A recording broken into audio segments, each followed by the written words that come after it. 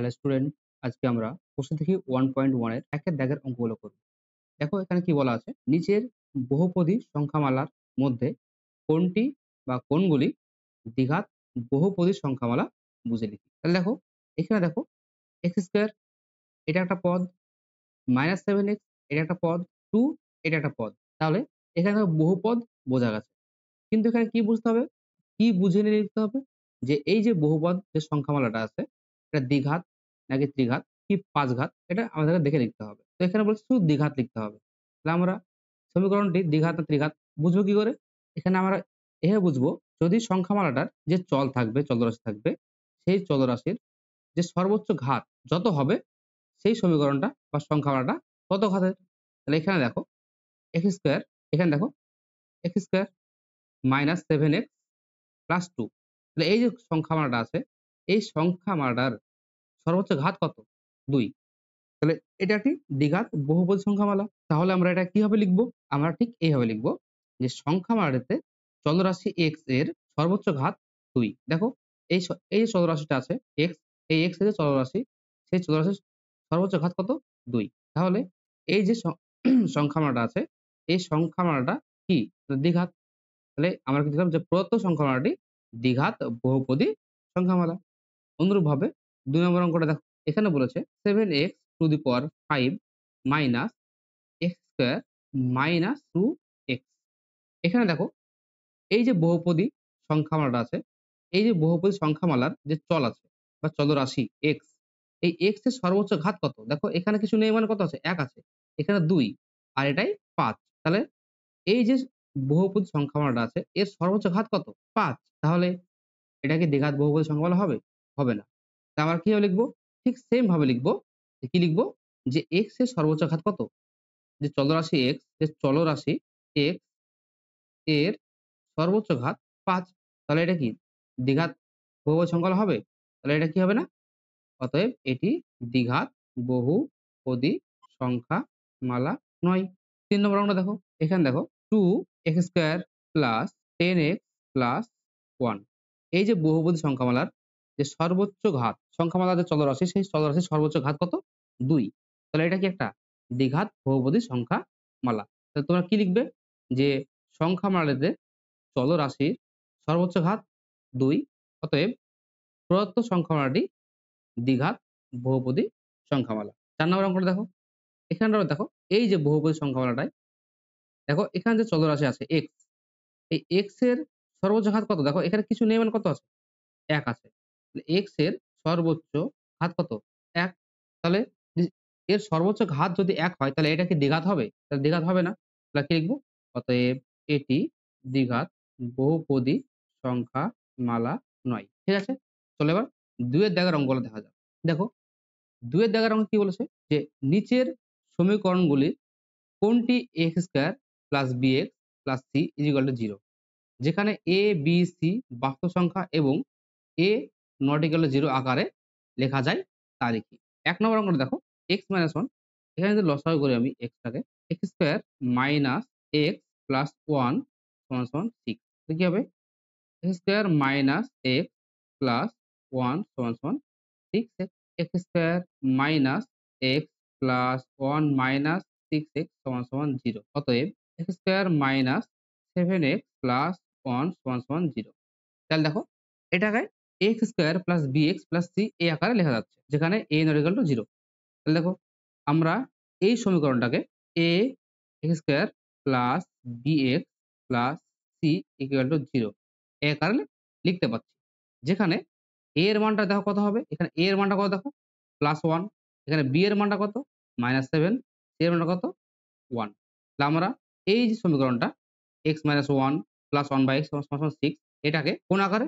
x² + bx + c আকারে লেখা যাচ্ছে। ২ নম্বর অঙ্কটা দেখো x² + 3 = x², x² + 3 = x³ x² + 3 - x³ = 0 -x³ + x² + 3 = 0।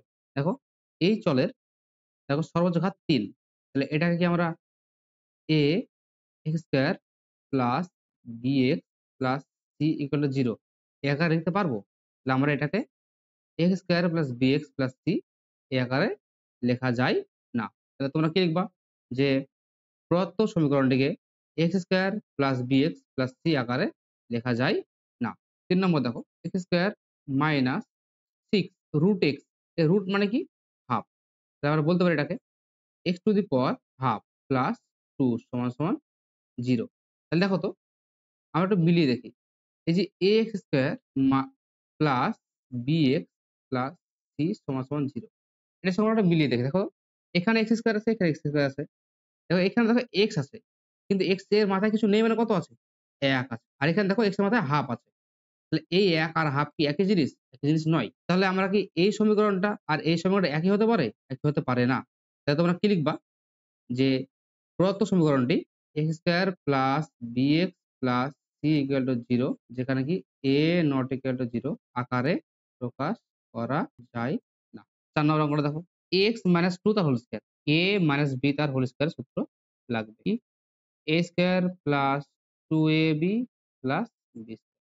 দেখো এখানে a মানে x, তাহলে x স্কয়ার মাইনাস 2a মানে x, b মানে 2 প্লাস 2 এর স্কয়ার সমান সমান x square minus 4x plus 4। তাহলে দেখো এখানে কি হবে? x square minus 4x plus 4 সমান সমান x square minus 4x plus 4। দেখো তাহলে কি হবে?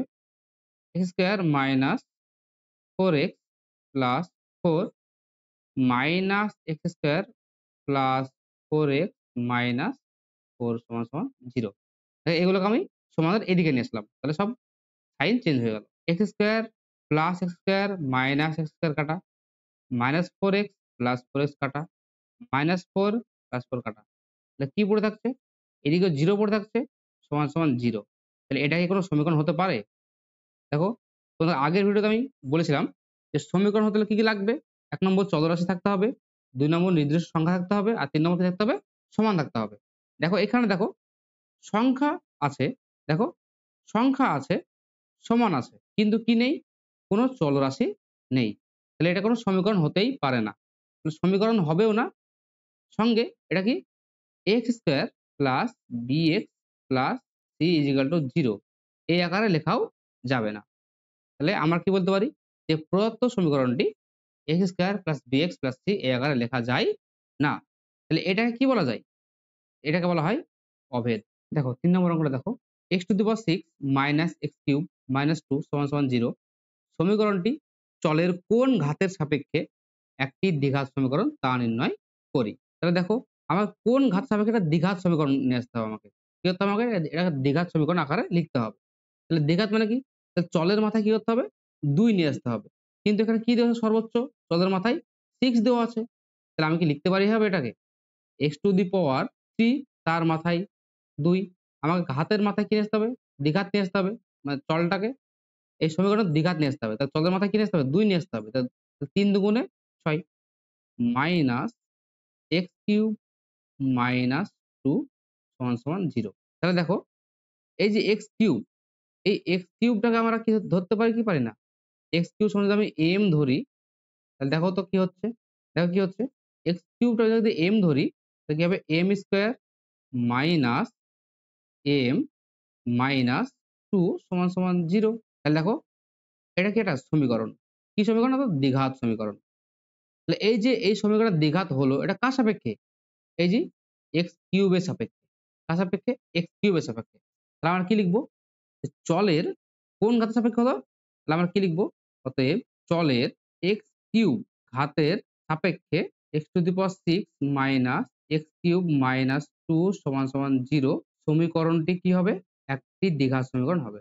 একটি দ্বিঘাত সমীকরণ হবে। বুঝতে পারলা? আজকের ভিডিও এই পর্যন্তই।